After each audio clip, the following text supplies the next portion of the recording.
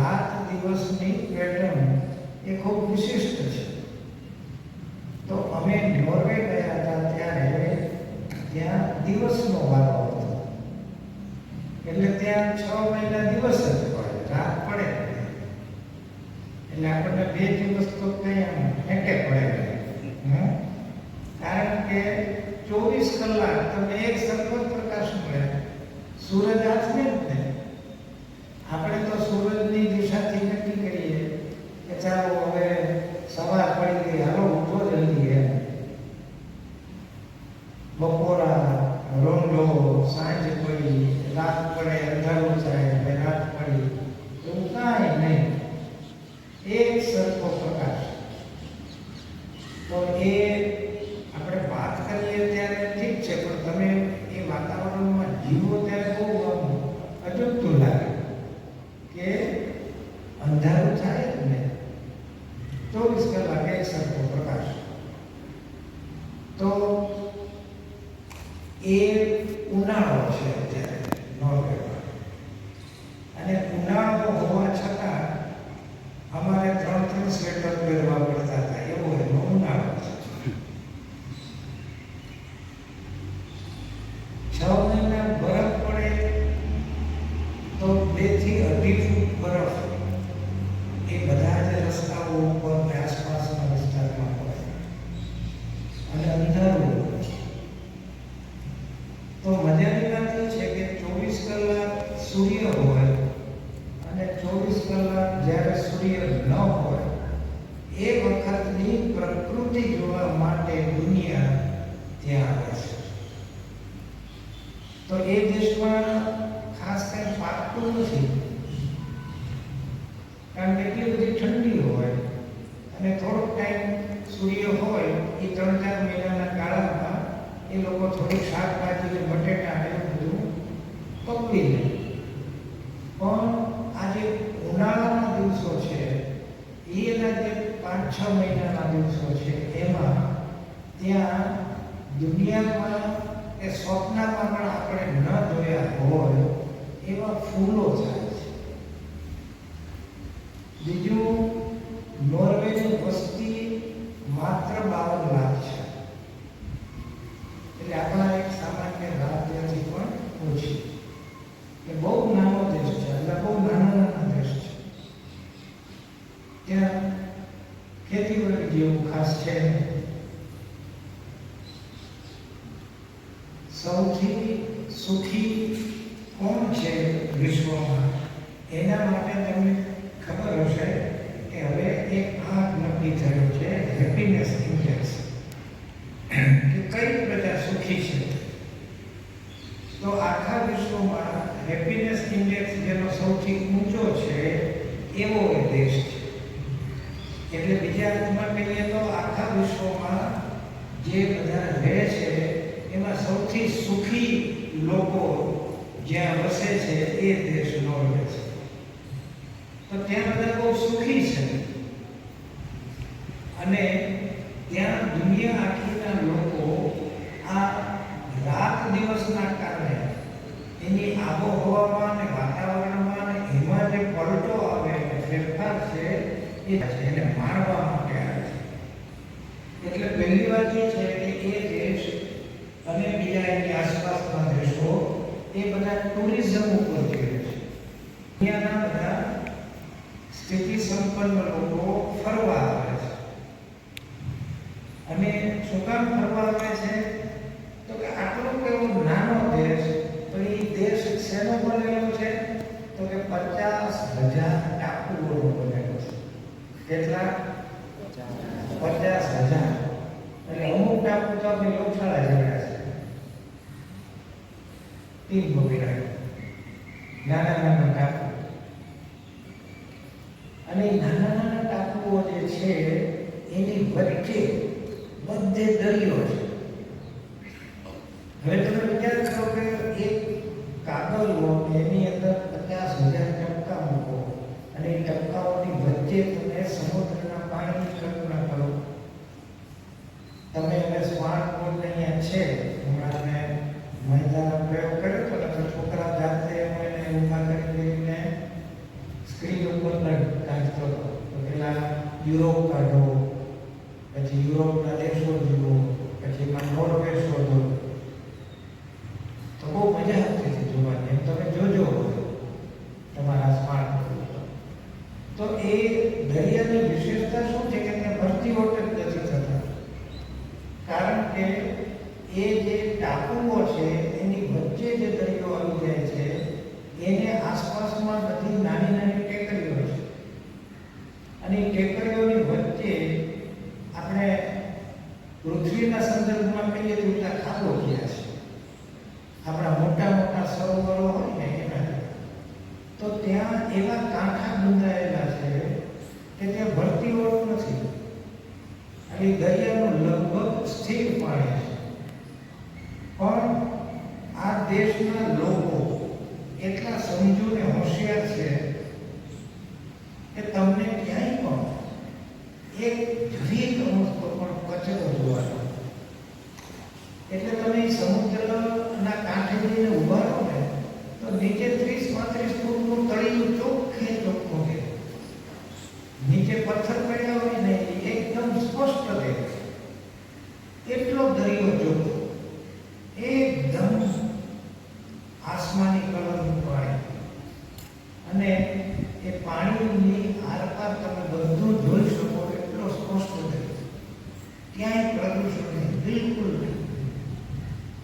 તો આ 50,000 ટાપુઓની વચ્ચે વચ્ચે દરિયો છે, અને એ દરિયાના કાંઠે કાંઠે છૂટા છવાયા આપણે ત્યાં ખાસ કરીને ધરમપુર અને આદિવાસી એરિયામાં, અને હવે આપણે ત્યાં પણ એ થયું છે એટલે વાડી વિસ્તાર છે. બરાબર, આપણે જે સૌરાષ્ટ્રમાં જે આવા વિસ્તાર હોય એને વાડી વિસ્તાર છે. આદિવાસી એરિયામાં બધાને ફળિયા, તો 5-7 ઘરો હોય અને ત્યાં રહેતા હોય. એ ત્યાં નાના નાના બધા ફળિયા જેવા નાના નાના મકાનો, બધાને સરસ મજાનો દરિયો કાંઠો હોય જ, એવી જ રીતે એ લોકો રહે. અને એ સરકાર એવી છે કે તમે એને એડ્રેસ આપો કે હું ફલાણા ટાપુ ઉપર આ જગ્યાએ, દરેક કોમ્પ્યુટરાઇઝ લોકેશન છે, એટલે તમારે માત્ર એક ફોર્મ ભરવાનું, અને એ ફોર્મમાં તમારે લોકેશન નાખી દેવાનું કે મેં અહીંયા ઘર બનાવ્યું છે, હું અહીંયા રહું છું. એટલે સરકારે ત્યાં તમને લાઇટ, પાણી, ગટર બધું તાત્કાલિક સરકારના ખર્ચે આપવું જ પડે. બધી સુવિધા ત્યાં મળી જાય, અને ફર્સ્ટ ક્લાસ પાકો રસ્તો આવી જાય. તો તમને આ 50,000, વિચાર કરો તમે કેવી મજા હશે એ દેશમાં રહેવાની, કે 50,000 ટાપુઓમાંથી તમે ક્યાંય પણ રહેવાનું પસંદ કરો તો સરકાર ત્યાં રસ્તો આપી દે, લાઇટ આપી દે, પાણી આપી દે, ગટર સુવિધા, તમારી ટપાલ પણ ત્યાં આવી જાય, બધી સુવિધા. એટલી સરકાર ત્યાં તમને મોજ કરાવે. શિક્ષણ ભણવું હોય ત્યાં સુધી ફ્રી છે, આરોગ્ય સંપૂર્ણ ફ્રી, અને કેટલી બધી ચોખ્ખાઈ માટેની એમની માન્યતાઓ, ખ્યાલ, કે બહુ મહેનત કરી અને અમે એક ગૌશાળા બનાવ્યા. મેં કહ્યું મારે ગૌશાળા જોવી છે, તો એને બહુ સરસ રીતે આવકાર્યા. એટલે મેં કહ્યું સારું. પછી મને કે તમે આ ફોર્મ ભરો, અને મારા ફોટા પાડ્યા. પછી કે તમે 3 દિવસ પછી આવજો. લે ભલામણ તો અડધી કલાક છે તો અમારી બગાડી આપણને છે ને. તો કે હવે 3 દિવસ સુધી અમે તમને ઓબ્ઝર્વ કરશું, તમને અહીંયા એક ક્લિપ ભરાવી દઈશું, અને તમે ભલે નોર્વેમાં ગમે ત્યાં ફરતા હશો, પણ અમે તમારા શરીરની બધી જ માહિતી મેળવ્યા કરશું. આ 3 દિવસમાં જો તમને કોઈ રોગ નહીં થયો હોય તો અમે તમને ગૌશાળામાં આવવા દઈશું. કેમ? તો તમારી ગૌશાળા તમારો ચેપ લાગે તો તમારી ગાય માંદી પડી જાય. હવે આ એક દાખલો પૂરતો છે તો વિચારજો કે એની ગાય પાસે પણ આપણને જવા દેતા નથી. અને રસ્તા ઉપર આમ હસવામાં કહીએ તો માખી મચ્છર પણ તમને આનંદ આપે ક્યાંય. ન કૂતરું, ન બિલાડું, ન નોળિયો, ન સસલું, ન હરણ, કાંઈ કશું જ નહીં. રસ્તા ઉપર કશું જ ન હોય, કાંઈ એકદમ ચોખ્ખું. કોઈ પણ પ્રાણી છૂટતું હોઈ શકે.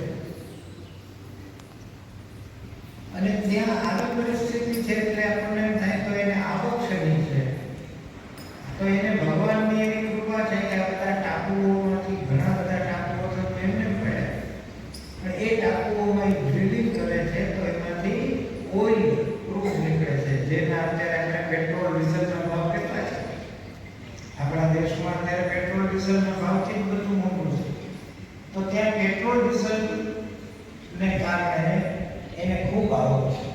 ખૂટતા જ નથી. મોટી આવી અને ડ્રિલિંગ કરીને લઈ જાય છે. આ લોકો કાચા માલ પૈસા લઈ, એટલે બેઠી આવક, કાંઈ મહેનત ન કરે.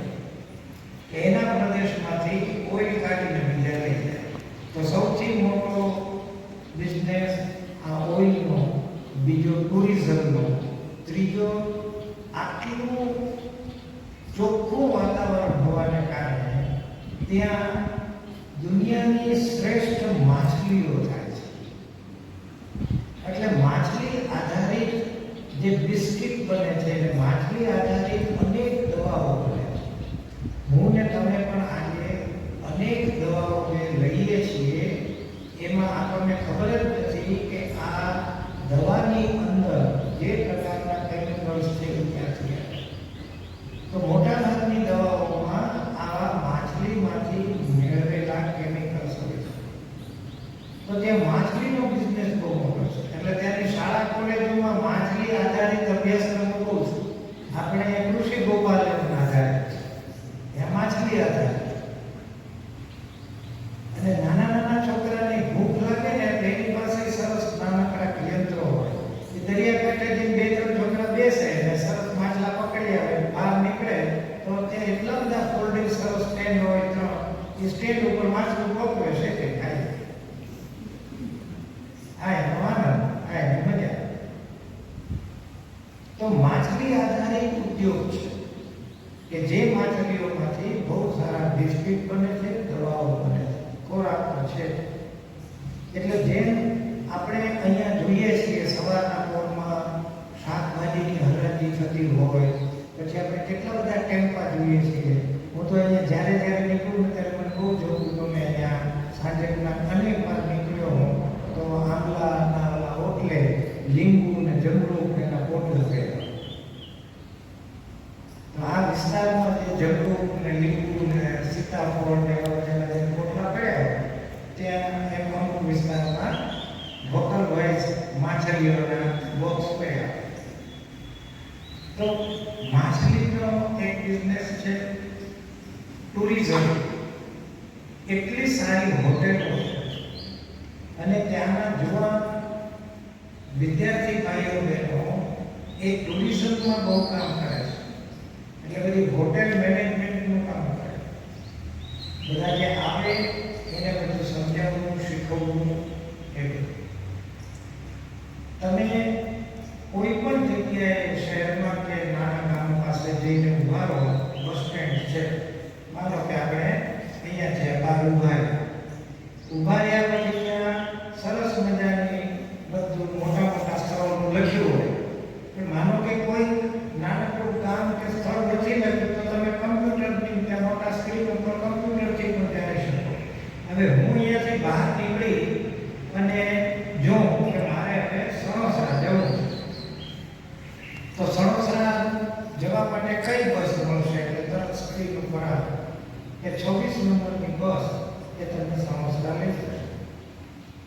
એટલે મારે જોયા કરવાનું કે 26 નંબરની બસ ક્યારે આવે છે. હવે આખી દુનિયામાં એ વિશિષ્ટ અને સુખી સુકામ છે બરાબર સમજો કે તમે કોઈ પણ બસ સ્ટેન્ડ ઉપર ઉભા રહો એટલે મેક્સિમમ 15 મિનિટ ઉભા રહેવાનું છે. તમારે ક્યાંય પણ જવું હોય તો વિધિન 15 મિનિટ્સ તમારી બસ આવે.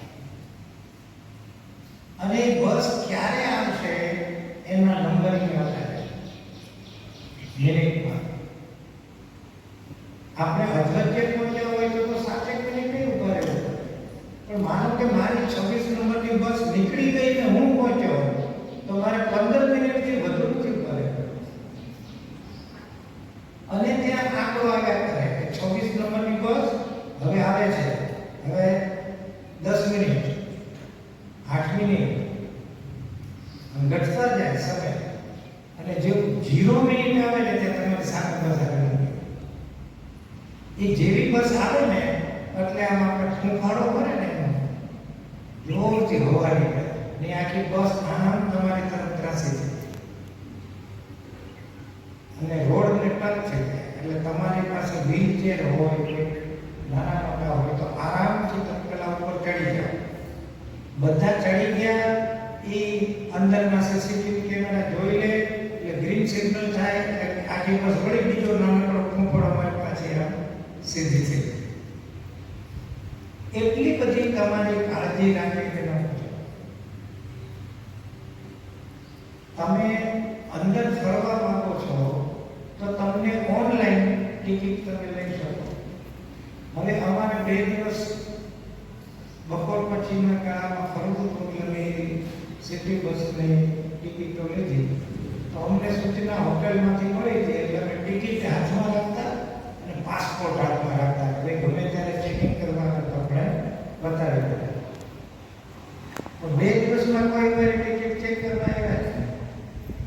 બીજે દિવસે અમે છેલ્લે જ્યારે નીકળતા હતા ત્યારે અમારાથી રહેવાનું નહીં એટલે એક વાર પૂછો તો ખરા કે તમે લોકો ચેક કરવા કેમ ના આવ્યા. એટલે બહુ નાનકડી એવી દીકરીઓ દીકરા બધા ડ્રાઇવિંગ કરતા હોય સરસ. આપણા મોટી બસ હોય પણ નાની એવી દીકરીએ ચલાવતી હોય કારણ કે ટેકનોલોજીથી બધું ચલાવવાનું. એમાં તમારે બ્રેઇનની જરૂર છે, મસલ્સ પાવરની જરૂર નથી. તેને પૂછ્યું કે કેમ તમે કોઈ ચેક ન કરવા આવ્યા તો એવું સરસ સ્માઇલ આપીને કહ્યું કે તમે બહારથી આવ્યા છો, ટુરિસ્ટ છો? હા. તો કે તમે જ્યારે અમારા દેશમાં આવ્યા છો ત્યારે અમારા મહેમાન છો અને તમે ટિકિટ લીધી છે કે નહીં એવું અમે તમને પૂછવા આપીએ તો તમારું અપમાન કહેવાય ને.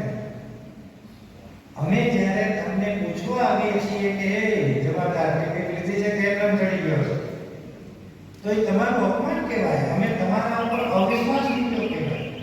તમે અમારી બસમાં બેઠા છો એટલે અમને પાકી ખાતરી છે કે આ ટિકિટ લઈને જ બેઠા હોય, અમારે પૂછાય નહીં. આટલો વિવેક એક ટુરિસ્ટ માટે. તો ત્યાં આ જે સુવિધા મળે છે બહારના એટલે આકર્ષણ છે બહુ કે આટલી સરસ રીતે તમારે કોઈ પણ જગ્યાએ પ્રવાસ કરવો હોય તો તમે કરી શકો. પણ મેં કહ્યું ત્યાં બધું મોંઘું બહુ છે. એક સામાન્ય ટ્રેન હતી 20 મિનિટ તમને એક ગામ લેવડાવતી હતી. એ 20 મિનિટના 2000 રૂપિયા હતા.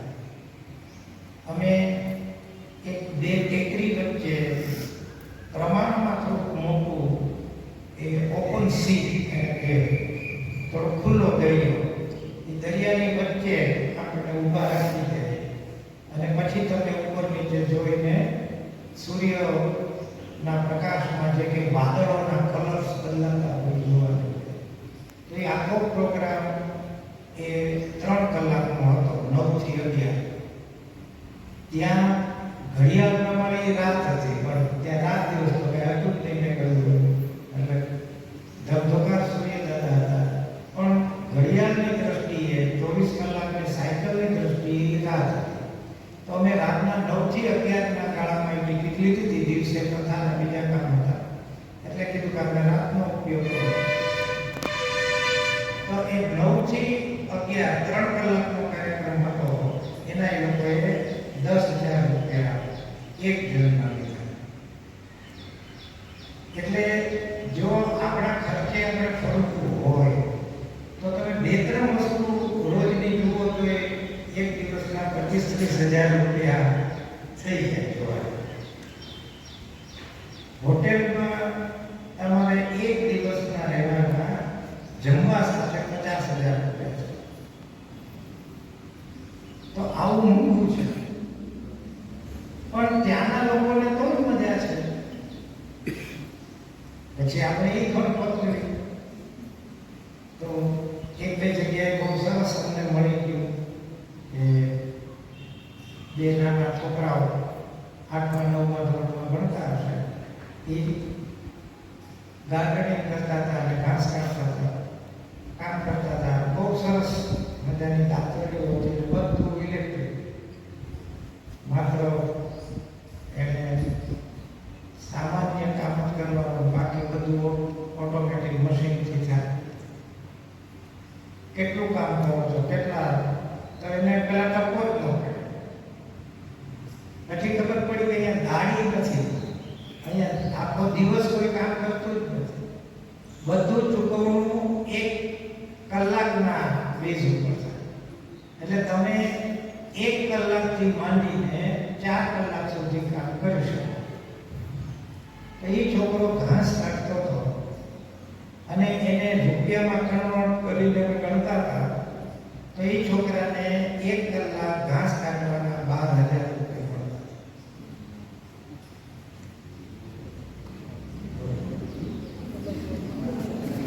તમે વસ્તુ વાંચશો ને, સર્ચ કરશો તો એ બતાવશે રેડિસન બ્લુ ટ્રોમ્સો. તો ટ્રોમ્સો શહેર અને રેડિસન બ્લુ હોટેલ, તો એ હોટેલમાં ખૂબ સરસ રીતે બધી ચાકરી કરતી હતી દીકરીઓ. તો એ એટલા આનંદથી કરતી હતી તો આપણને એમ મને પ્રશ્ન થયો તો મેં પૂછ્યું કે ભાઈ દીકરીઓને હું પૂછાય હું ન પૂછાય, પણ તો મારી દીકરી છો તો તમે પૂછો. મારું ધ્યાન રાખતી હતી, અમારી થાળી પડી જાય ત્યાં ડોહા સલાડ જ ખાય છે તો એ સલાડ પણ પૂછી જાય. પછી એને ખબર પડી ગઈ કે ડાયાબિટીસ લાગે છે કારણ હું બોલ્યું કંઈ લેતો નથી. એટલે ક્યારેક કાંઈક શુગર ફ્રી આવી જાય તો પૂછી જાય કે આ શુગર ફ્રી છે લેવું છે, એમ હશે આપણી સાથે. એ લઈને આવે ને તો એ તરત મને ખબર છે પણ આ શુગર ફ્રી છે, ટેસ્ટ કરવા જાય છે.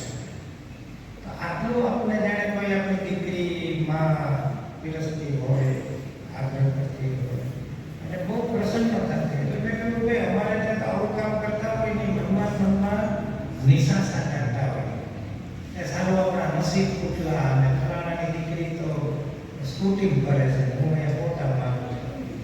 આપણે એકબીજાની કમ્પેરિઝન કરતા હોઈએ અને આપણે અફસોસ એટલે ચહેરા ઉપર જ્યારે આપણે આવું કામ કરતા હોઈએ ને ત્યારે આપણને આનંદ ન હોય, પરાણે કરતા હોઈએ.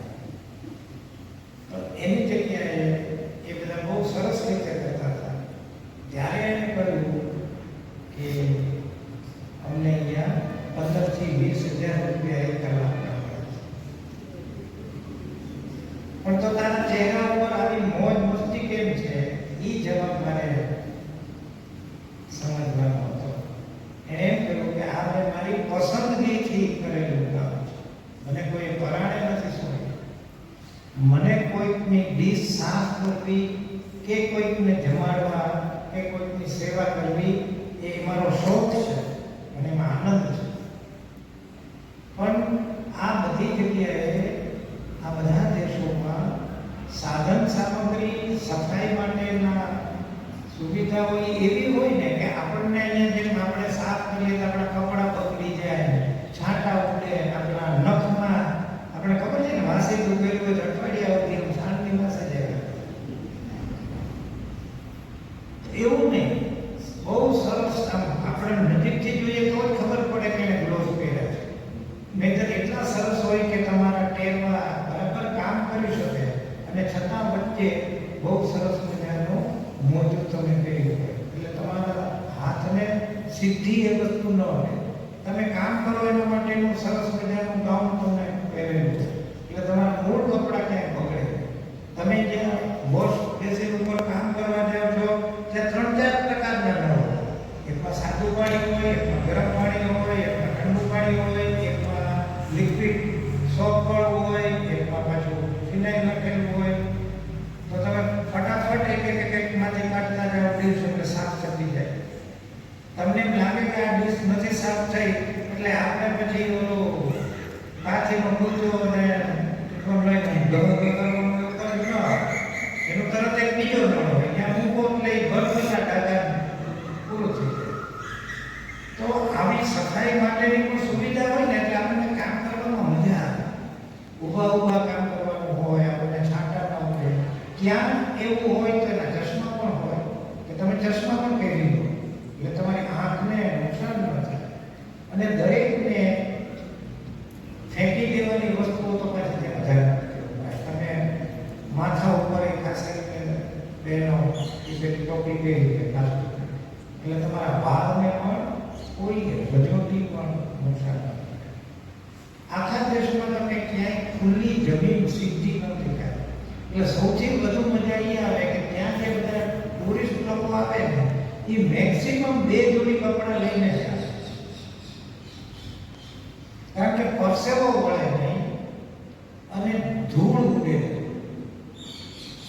મારે તો અહીંયા મારો સ્વભાવ એવો છે તો બહુ હું ખીજાઈ જાઉં. આપણે હું અહીંયા આવું ને અહીંયા મહેમાન રૂમમાં આવું તો એવું જોઈ લો કે તમારા ટીવી પર આમ ફેરવું એટલે કેટલી ધૂળ આવી. તમારો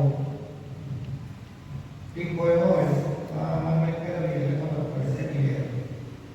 અમુક જગ્યાએ હું કહું ને હું તમારી દીકરીને કીધા તો કે પપ્પા તમે વેઠિયા થવા કે મેં હમણાં જ મોટું માર્યું. આપણે ત્યાં તો આપણે રૂટનું માર્યું હોય ચોખ્ખું માર્યું હોય કે 15 મિનિટ થાય છે પછી ત્યાં ધૂળ લાગી ગઈ. એટલે આપણા બધાનો સમય આ બધી સફાઈ માટેમાં બહુ જાય. ત્યાં અઠવાડિયા સુધી નહીં 15 દિવસ સુધી તમે આમ ઘસાઈ ગયા તો તમારી આંગળી ઘસાઈ જાય ધૂળ હાથમાં. એ કેવી મજા આવે. એટલે સફાઈનું કામ બહુ ઘટી જાય. બીજું કપડાં ધોવાનું બહુ ઘટી જાય. એમાં ક્યારેક આપણે 2 દિવસ કે કંઈક કરાવવું હોય એટલે કે લાવો આપણા કોલર તો મેલા થઈ ગયા હોય. અમારા લેંગાના પાંચામાં બહુ ખીચાઈ કરે. તમે એવામાં હાલો ત્યારે પાંચા કરાવતા હો તો આ ઘસડવા પડે. તો એ કાંઈ મેલું જ ન થાય. કેવી મજા આવે તો વિચાર કરો. પરસેવો ન મળે એટલે દુર્ગંધ ન આવે. તો પરસેવો ન મળે ઉનાળામાં પણ એક ટીપું ન મળે. મેં કીધું ઉનાળામાં 3 સ્વેટર પહેરવા પડે. અને સ્વેટર એટલા પહેરવા પડે ને એટલે ત્યાં અંદર તમે શું પહેર્યું છે એ કોને ખબર. એટલે અમારે ઘણા એવા હતા કે 9 દિવસ કથામાં એક જ કપડું પહેરીને આવ્યા.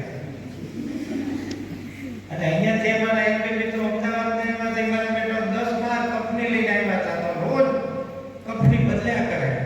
પણ એને કંપની બતાવવી કેમ? કારણ કે ટાઢ લાગતી હતી. સ્વેટર પહેરવું પડે. મેં તો સ્વેટર કાઢ તારી કંપની કેમ દેખાશે? હસતા હતા. તો આપણે જે અહીંયા કપડાની માટે એમ કે ભાઈ આટલા જોડી કપડાં લઈ જાઓ, આમ લઈ જાઓ, કાંઈ નહીં. સાવ નાનામાં નાની થેલી લઈને લોકો ફરવા નીકળ્યા. કારણ કે તમે કોઈ પણ હોટેલમાં જાઓ એટલે ભાઈઓ હોય તો દાઢી કરવાના સામગ્રી માંડીને બધી વસ્તુઓ ત્યાં હોય. અને આપણને ન ગમે. પણ હવે શું કરવું કે સવાર પડે ને એટલે તમામ વસ્તુઓ બીજી બદલી નાખે. તમે વાપરી હોય ન વાપરી હોય આવી બધું ડસ્ટબિનમાં નાખી દે. બધા એના ઓછા બદલી નાખવાના. ટુવાલ નવો મુકાઈ જાય, નાના નેપકિન મુકાઈ જાય. બહેનો માટે પેલા ડ્રાયર આવ્યા હોય. વાળ સૂકવવાના, વાળમાં તમારે કલર નાખવા હોય તો એના કેટલા મશીન હોય કે તમારે રંગીન વાળ કરવા હોય તો. હવે તમે માનો કંઈ નથી વાપરી કીટ. હવે મારા રત્નાબેન શું વાપરે? તો એ તો આપણા જે વાળ છે એ લઈને ગયા હતા એ લઈને પાછા આવ્યા. પણ હવે એ કીટ તો પડી જાય ને તો એ લઈ જાય. મેં તો નાકમાં આ સારી છે તો નાક કરે. ત્યાંના ઘડિયાળ પ્રમાણે 12 કલાક થઈ જાય કોઈ રસોઈમાં એટલે પૂરું. લાડુના ડગલા હોય, મોહનથાળના ડગલા હોય, કાજુ કતરી હોય, બિલકુલ વાસી કાંઈ ખાવાનું નહીં. બહુ આટલી બધી કડકાઈ છે એવું અમુક આપણને ન ગમે. પણ એ લોકોના સંસ્કાર નહીં પડી ગયા. અને ત્યાં મેં કહ્યું એમ કોઈ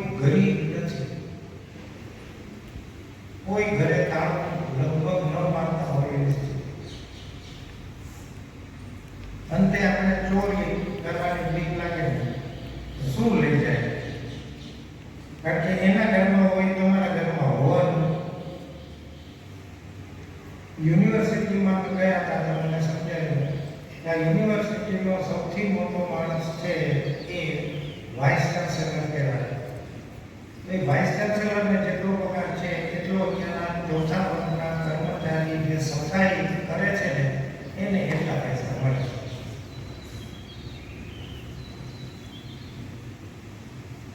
અને સાંજે યુનિવર્સિટીમાંથી બહાર નીકળે ને ત્યારે બેની એક મોડેલની ગાડી પડી હોય પાર્કિંગમાં. ઓલાને એમ થાય જ નહીં મારે પ્રિન્સિપાલ થવું છે. આજે આપણે ત્યાં પૈસા કમાવા માટે ને મોટા સ્ટેટસ માટે આ જોઈએ. એક સારો પ્રયત્ન કર્યો તો સફળ થયા તો નોર્વેના એક એગ્રીકલ્ચર મિનિસ્ટર હતા. એની વાડીએ જવાનું થતું, પોતે જાતે ટ્રેક્ટર હાંકતો હતો. એની વાઈફ છે તે ઘાસ કાપવાનું મશીન હાંકતી હતી. હવે તમે આપણે ત્યાં તો એક સામાન્ય ધારાસભ્યને એક સામાન્ય સભ્ય હોય તાલુકાનો જિલ્લાનો એ કોઈ દિવસ એક વાર ચૂંટાયા પછી આખી જિંદગી કામ ન થાય. આ તો કેબિનેટ મિનિસ્ટર રહ્યો હતો, એ ઉતરી ગયો એટલે એની સાયકલ લઈને ઘર ભેગું થઈ ગયું. એના ખેતરમાં કામ કરવાનું. અને આટલું બધું શું કામ થઈ શકે છે? એની એક વ્યવસ્થા આપણને ટપ્પો ન પડે, વાર લાગે સમજતા, કે તમે કોઈને કાંઈ આપી શકતા નથી. લોકો તમે તમારા ઘરે કામ કરવા માટે એક દાડીઓ માંગો છો તો તમારે એનું ફોર્મ ભરવાનું કે મારા ખેતરમાં નીંદવા માટે મારે 2 દાળિયાની જરૂર છે. એમ તમારે સાંજે કમ્પ્યુટરમાં નાખી દેવાનું. એટલે બીજે દિવસે સવારે સરસ મજાની મોટર ગાડીમાં 2 જણા ઘાસ કાઢવાના તમારા ઘરે આવે. એ ઘાસ કાઢવાના તમે જેટલા કલાક કીધા હોય, મારે 2 કલાકનું કામ છે, 3 કલાકનું કામ છે, એટલું કરી જતા રહે. એ જતા રહે ને એટલે તમારા કમ્પ્યુટરમાં એજન્સીમાંથી મેલ આવી જાય કે કામ થઈ ગયું. આપણે કહીએ હા, તો એ તરત તમને બિલ મોકલે. એટલે તમારે તમારા બેંક ખાતાનું નામ આપવાનું. એટલે તમારા ખાતામાંથી કેટલા પૈસા ઉપડી જાય અને એજન્સીને મળે. એ એજન્સી પછી એને તમારે સીધા દાળિયા કરવાના શકતા નથી.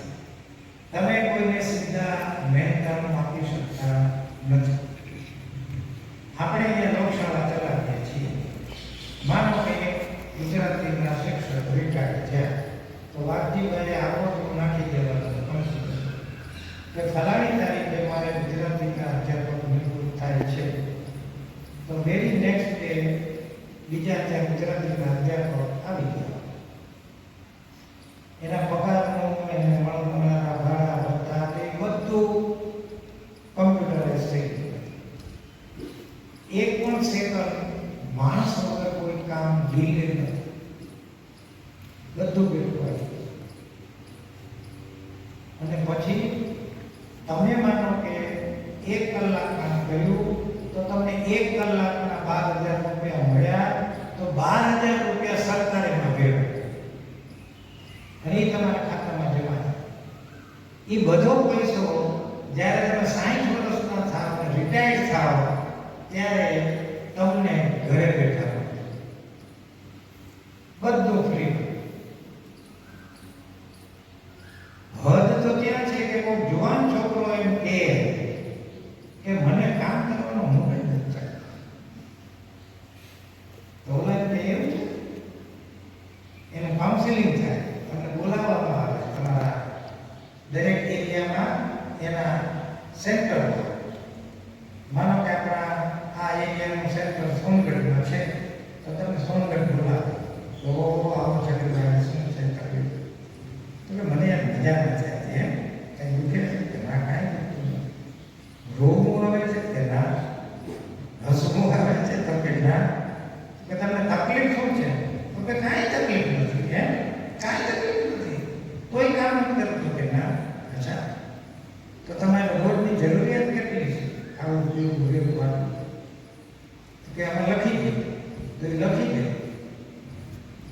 તો એને એટલા પૈસા એના ખાતામાં જમા થાય.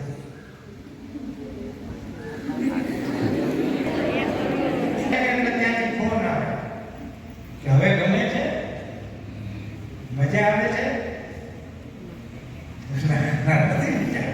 બતાવવું છે કોઈ સાયકોલોજીસ્ટને તો કે ના, આપણે કોઈ બીજા દેશમાં જવું છે બતાવવા, તમારી ટ્રીટમેન્ટ લેવા કે તમારે ડિપ્રેશન અનુભવ, એ કે મને કોઈને બતાવવું નથી, મને કાંઈ થયું નથી, પણ મને કામ કરવાનો મૂડ જ નથી કરતો. ઓકે,